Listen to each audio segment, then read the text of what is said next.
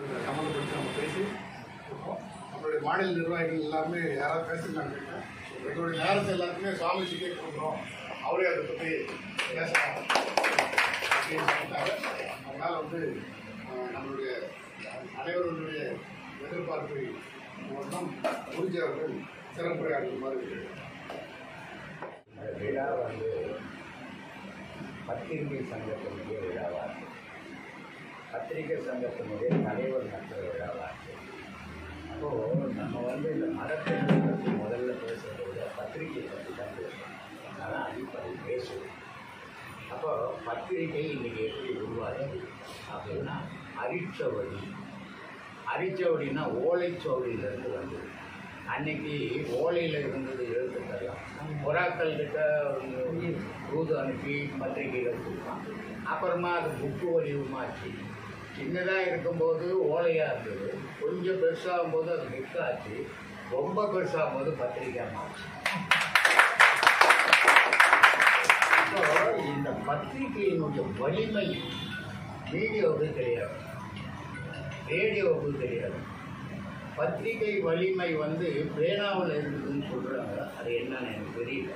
ஆனால் பத்திரிகையாளர்களுடைய வலிமை மனசில் இருக்குது. மனம் பேனா வச்சுக்கிறவங்களாம் பத்திரிகையாளர்னு ஆகிட முடியாது. ஆனால் பத்திரிகையாளர்னா இருக்கிறவங்க பேனா வச்சுக்கிறேன்னா அவன் இந்த நாட்டுக்கே உபயோகப்படுறவனா இருக்கும். ஏன்னா ஒரு நாடு வாழக்கும் அழியிருக்கும் பத்திரிகையாளர்.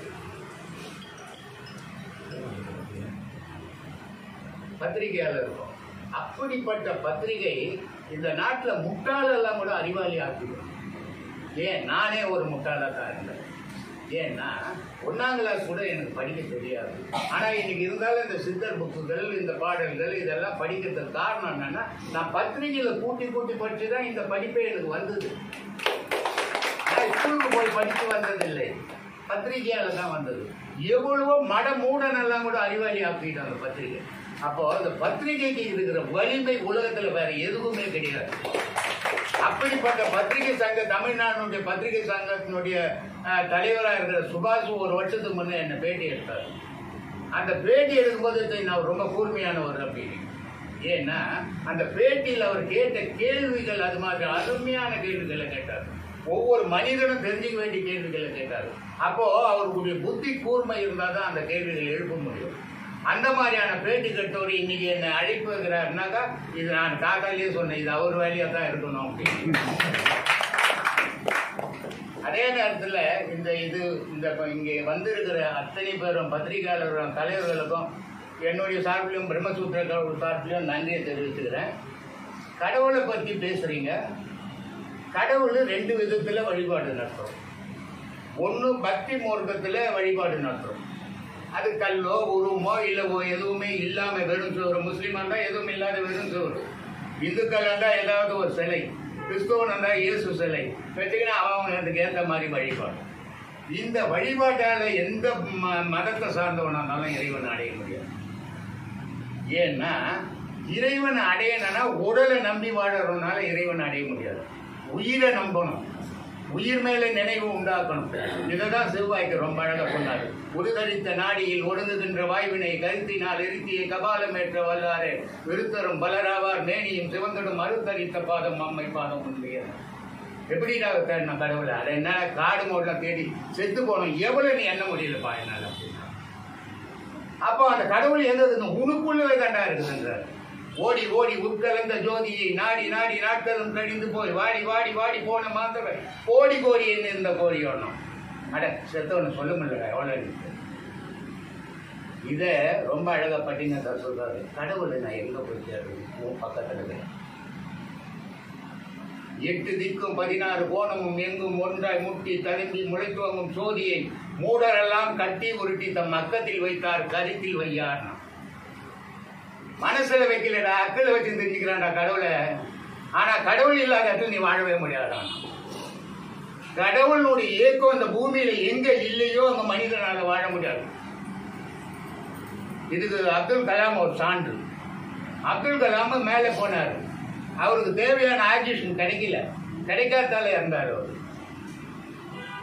நான் சிக்கிமுக்கு போனேன், மேலே போனேன், எனக்கு தேவையான ஆக்சிஜன் கிடைக்கல. ஆனால் நான் தைலம்லாம் எடுத்துன்னு போயிருந்தேன். அதனால் நான் தப்பிச்சுட்டு வந்தேன். காரணம் என்ன? இறைவன்ன்றோம் பிராணனா இருக்கிறோம், மனிதன்றோம் அபானனா இருக்கிறோம். அபானனா இருக்கிறோம்.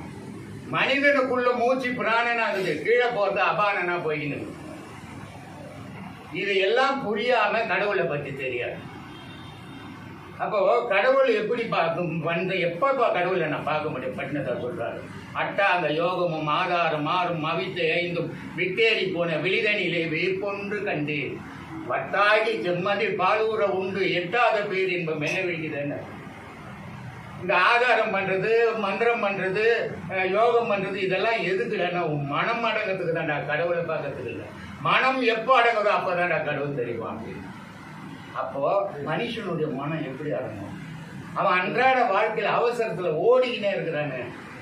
அவன் மனம் அடங்கி போச்சுன்னா ஒரு இடத்துல உட்காந்துன்னா அவன் குடும்பம் நடுரோட்டுக்கு வந்துருமே. அதனால இன்னைய சூழ்நிலையில இறைவனை அடைய முடியாத மக்கள் தெரிகிறான். ஞானிக்கும் அஞ்ஞானிக்கும் ரெண்டு வித்தியாசங்கள் இருக்குது. ஞானின்றவன் கடவுளை அடைஞ்சு நிற்கிறவன், அஞ்ஞானின்றவன் கடவுளை தேட முயற்சி பண்றவன், யோகின்றவன் பயணமே பண்றவன், ஞானின்றவன் கடவுளை அடைஞ்சவன். அதனால்தான் சரியை கிரியை யோகம் ஞானம். சரியைன்னா முன்ன ஒரு கோயிலுக்கு ஒரு கல்லை தடிச்சுட்டு போறான் ஒருத்தன். நான் போறேன், கடவுளை கல்லை தடிச்சான், நான் கூட அடிக்கணும், நான் ஒரு கல்லை தடிச்சுட்டு போவேன். ஏன்னா அது எப்படி செய்யணும் தெரியாது எனக்கு. ஆஹா, இவ்வளவு நாள் அதுகிட்ட பேசணும், உண்மை பேசல, பாட்டு பாடுறான் அது மேல. அது கிரியை, சரியை கிரியை, யோகம்.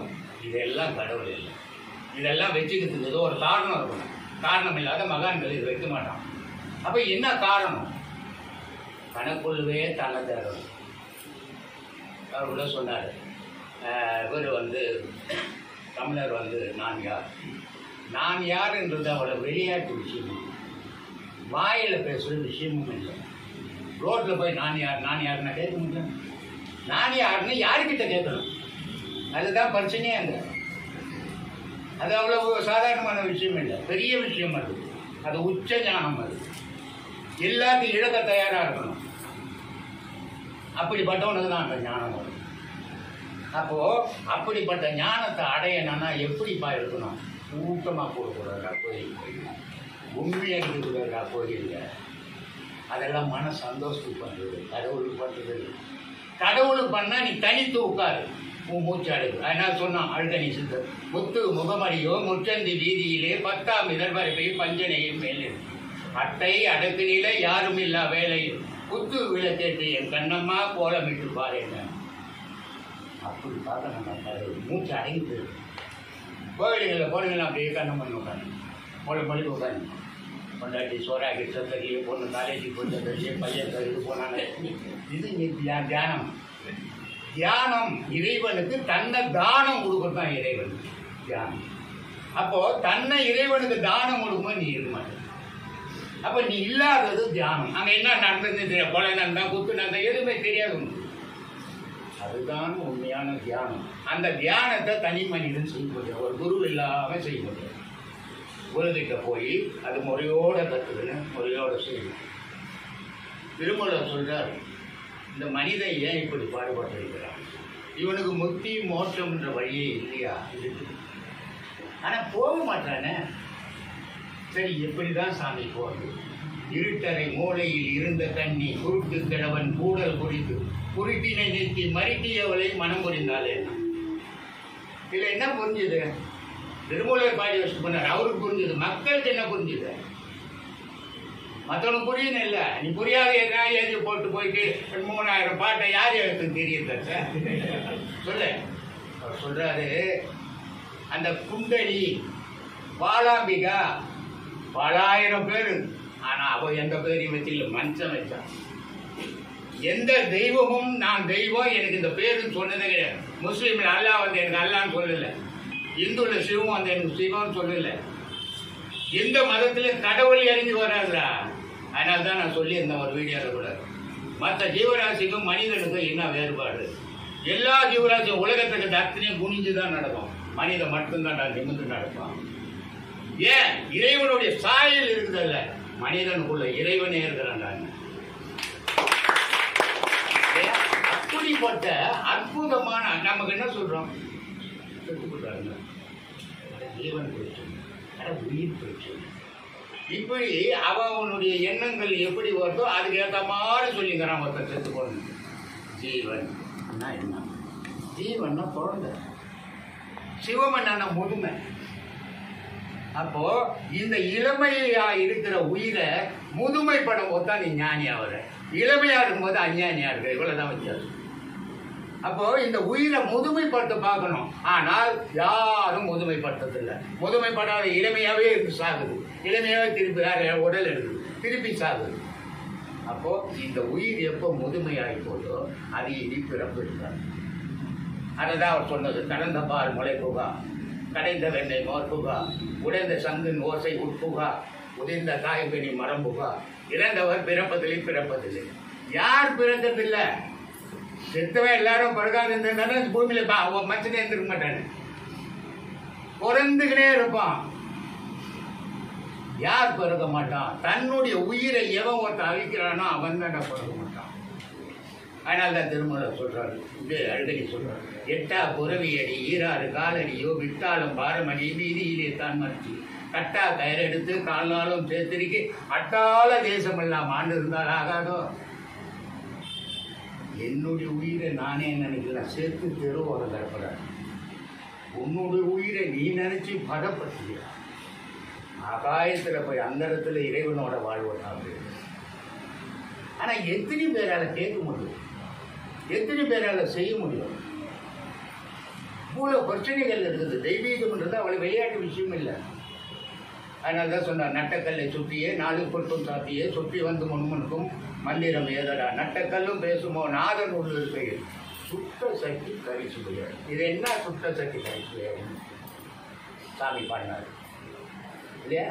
அப்போது ஒரு கொசவங்கிட்ட போய் ஒரு சட்டி எடுத்தோம்னா தண்ணியை ஊற்றி வச்சோம்னா அப்படியே இருக்கும் இல்லை? ஆனால் அதே மண் சட்டி சூடையில் வைக்காத சட்டியை வச்சுட்டிங்கன்னா தண்ணி ஊற்றுனா வலிச்சிக்கும், சட்டியும் ஓட்டி போயிடும். அப்போது சுவையை எது அறிஞ்சது? சுடாத சட்டி சுவை அறிஞ்சது, சுட்ட சட்டி சுவை அறியாது. இந்த உடல் சுவை அறியணும், உயிர் மேலே பற்று வந்தால் சுவை அறியணும். அறிவு 10 அறிவு, அதை இருந்துட்டு போட்டோம்.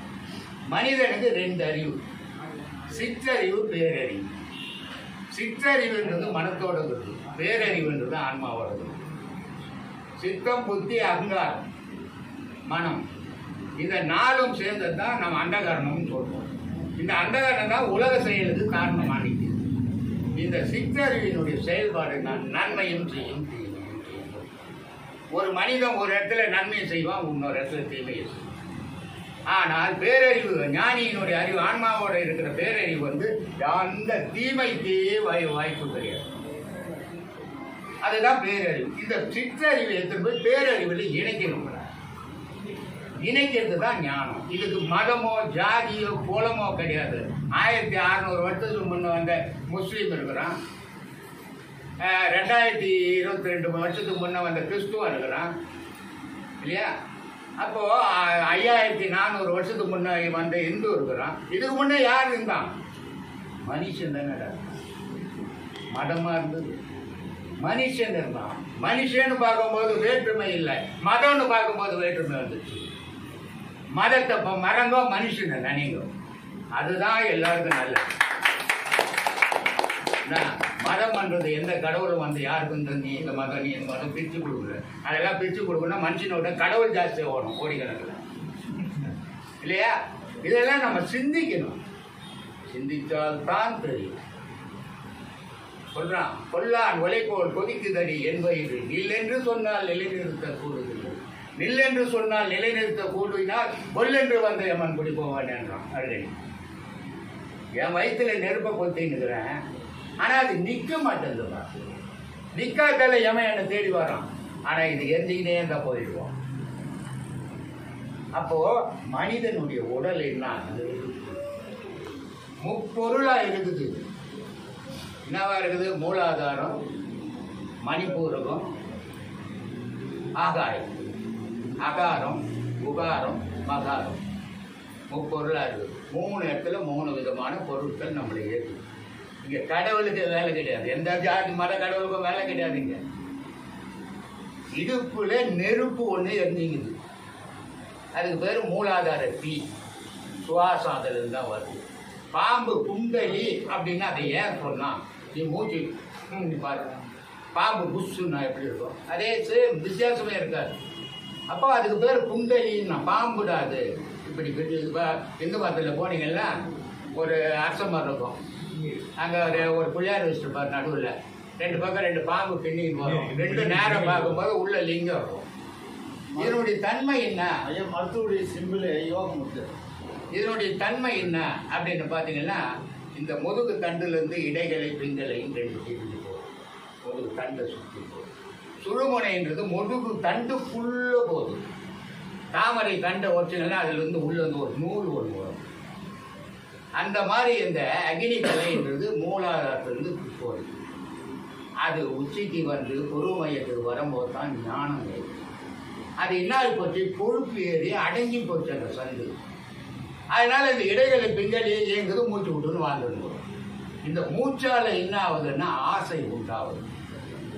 ஆசை உண்டாகும் போது அவனை கெடுக்கலாமா, இவனை கெடுக்கலாமா, இவனோட பெரியாளா இல்லைம்மா, இவனோட இப்படி தான் எண்ணம் வருது தவிர நம்ம வாழணும், நம்ம வாழ்க்கை நமக்கு கிடைச்சது, நம்ம மீறி நேரத்தை இறைவன் மேலே செலுத்தலாம் அப்படின்ற மனோபாவம். அந்த மனோபாவம் தான் நம்ம மனுஷனை கரெக்டாக வச்சிருக்கோம். எப்போ உனக்கு உள்ளத்துக்குள்ள இறைவனுடைய நினைப்பு ஊறி போதோ பாவங்கள்லேருந்து நீ வெளியே வந்துடுவ தானவே. அதை யாரும் போய் வர வைக்க வேணாம். கடவுள்ன்றதை யாராலையும் வழிகட்டாயம் பண்ணி கும்பிட வைக்கவே முடியாது. அது மதம்தான். கடவுள் வழிபாடு வேற, மத வழிபாடு வேற. கடவுள் வழிபாட்டுக்கு ஜாதி கிடையாது, மதம் கிடையாது, குலம் கிடையாது, கோத்திரம் கிடையாது. என்கிட்ட கிறிஸ்துவெல்லாம் உபதேசம் வாங்கிக்கிறேன், முஸ்லீம் எல்லாம் உபதேசம் வாங்கிக்கிறேன். நான் இது வரைக்கும் நீ எந்த மதம் எந்த ஜாதி நீ இது வரைக்கும் 10 வருஷத்துக்கும் 20 வருஷத்துக்கும் நான் கேட்டதே கிடையாது. ஏன்னா நான் ஜாதியை பார்க்கறதில்ல, மதத்தை பார்க்கறதில்ல, மனுஷனை மட்டும் பார்ப்பேன். அவன் நல்லவனா கெட்டவனா மட்டும் பார்ப்பேன். அப்படி பார்க்கும்போது அந்த இடம் புனித தன்மையாது. 10 பேர் சேர்ந்து ஒரு இடத்துல தெய்வ வழிபாடு நடத்தும்போது அந்த இடத்துக்கு சக்தி, ஆனால் உனக்கு சக்தி. கூட்டு பிரார்த்தனை தன்மை என்னன்னா அந்த இடத்துக்கு ஒரு சக்தி வரும், ஆனா உனக்கு சக்தி கிடையாது. உனக்கு சக்தி ஒன்னா நீ உண்டாக்கணும். அதனால்தான் இந்த மூச்சு வலிக்கிறது வந்து 14 வாட்டி வலிக்கணும். இது வந்து நம்ம வச்சிருக்க திருப்பதி என்ன ரொம்ப டேஞ்சராக இருந்தது. லக்னபேதியில் வச்சிருவாங்க திருமூலரை. வலிக்கிறது 16 வலிக்கணும். அப்படியே 16 வலிச்சது 64 எண்ணிக்கிட்டு இருக்கிற வரைக்கும் நிறுத்தி வைக்கணும். 32 என்ற வரைக்கும் முள்ள விடணும். அப்போது ஒரு பாகம் வலிக்கணும், 4 பாகம் நிறுத்தணும், 2 பாகம் வெளியே விடணும். இவ்வளோ சிக்கல் இருக்குது. இது நாளடைவில் என்ன ஆகும்னா நின்று நின்று நின்று நின்று மூக்கில் முன்ன வராது. இப்போ இவ்வளோ பேர் நம்ம மூக்கில் மூச்சு வந்த பாருங்க வராது, பின்பக்கம் தான் போகும். அது ஏதோ ஒரு வழியில் போய் ஆகணும், இல்லைன்னா வயிறு ஊதி போடும். அப்படி பின்பக்கம் போகும்போது தான் மேலே இருக்கிற அந்த சப்தமாகப்பட்டது உங்களுக்கு ஷார்ப்பாக இருக்கும். அதே மாதிரி இந்த இப்போ இந்து மதத்தில் பார்த்தீங்கன்னா 3 கடவுளை சொல்லுவாங்க, சிவம், சக்தி, விஷ்ணு. விஷ்ணு எங்கே இருக்கிறார், திருப்பாக்கடல். திருப்பாக்கடல் ஒன்று உலகத்தில் இருக்கிறார். வயிறு தான் திருப்பாக்கடல், உடல் தான் பாவம், மூச்சு தான் நீல நிறம். எந்த சாமிக்காவது எந்த கடவுளாவது நீல நிறமான கடவுள் உண்டா உலகத்தில்? திருமால் ஒன்றிக்கு தான் நீல நிறம். காரணம்னு மூச்சு நீல நிறம். இது இடுப்பில் அம்பாள் சக்தி, அவன் நெருப்பாக இருக்குதான். சிவம் தலையில் சத்தமாக இருக்கும். இந்த 3 சேர்ந்து ஆதார உகார மகாரமாக தான் நம்ம உலகத்தில் ஏறி. இதில் எது கொஞ்சாலும் நோயாளியாக வந்துடும். அதனால்தான் வாதம், பித்தம், சிலோஸ்தமம் இல்லையா? வாதம்னா நெருப்பு, அம்பாள். பித்தம்னா சூடு, அது சிவம். வாதம்னா காற்று, அது திருமால். பித்தம்னா சூடு, அது அம்பாள். சிலோஸ்தமம்னா நீர். இப்படி 3 சேர்ந்து தான் நம்மளுக்கு. அதனால தான் போனோம் எங்கன்னா உடம்பு சைடில் போனோம்னா ஹாஸ்பிட்டல் போனால் டாக்டர் நடக்கும். இந்த 3 நாடிகள் சீராக இருந்தால் நீ சீராக இருப்ப. இந்த 3 நாடிகளில் ஏதாவது மாற்றுன்னா மாறி. 72,000 நாடி நரம்புகள் நம்ம உடலில் இருக்கும். இந்த 72,000 நாடி நர்மல 3 நாடி தான் முக்கிய நாடி. 10 நாடி முக்கிய நாடி, அதுலேயும் தலையான நாடி 3 நாடி. அவையே சொல்லு இந்த 3 நாடிலையும் தலையான நாடி எதுதான் சொன்னா சுழுமுனை நாடி தான். மீதி இந்த 3 நாடி இடைகள் எங்களுக்கு மதமே கிடையாது. மூச்சுக்கு எதியா மதம், ஏதியா ஜாதி? அது என் மூச்சு விடுறேன் என்ன ஜாதின்னு சொல்ல முடியுமா? எங்க இருக்குது என் மூச்சுன்னு சொல்ல முடியுமா? இந்த உருவத்துக்கு தானே என் ஜாதி மதத்தை வச்சுக்கிறீங்க. உள்ளதுல உயிருக்கு ஜாதி ஏது, மதம் ஏது இல்லையா? நியூட்ரான் புரோட்டான் எலக்ட்ரான் விஞ்ஞானத்தில் அதே தான். இது நெருப்பு, காற்று, சத்தம், இது 3 தான் நியூட்ரான் புரோட்டான் எலக்ட்ரான். அந்த 3 அணுவாக இருக்குது உலகத்தை. மனுஷன் இந்த 3 அணுவாக இருக்குது. இதுக்கு மேல உலகத்தில் ஒண்ணுமே கிடையாது சாமி. இந்த 8 குணங்கள் இது ஐயப்பன் கோயிலுக்கு போனீங்கன்னா 18 படி இருக்கும். ஏன் 18 படி ஒன்றும் எனக்கு நடக்க முடியாது, எனக்கு 5 படி இருந்தால் போதுமே. அப்போ 18 படி அதுக்கு வச்சான். முட்டாள்தானமா? அறிவுபூர்வமாக நம்ம முட்டாள்தானமா நினச்சிருக்கிறோம். அதே மாதிரி புராணங்கள் 18, வேதங்கள் ஞானிகள் 18. எதுக்கு 18 18 18? ஏன் 32 42 52 வச்சுக்கிட்டாங்க? ஏன் வைக்க முடியல? வைக்கவே முடியாது.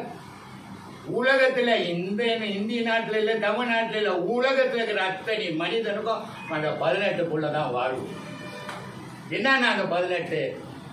4 வேதம், 6 சாஸ்திரம், 8 குணம். காமக்ரோதம் மதம் மாற்றிடம்பன்னு சொல்றோம் இல்லையா, அது 8 குணம். இந்த 18க்குள்ள தான் ஒரு மனிதனுடைய வாழ்வு உலகத்தில் எல்லா நாட்டிலும்.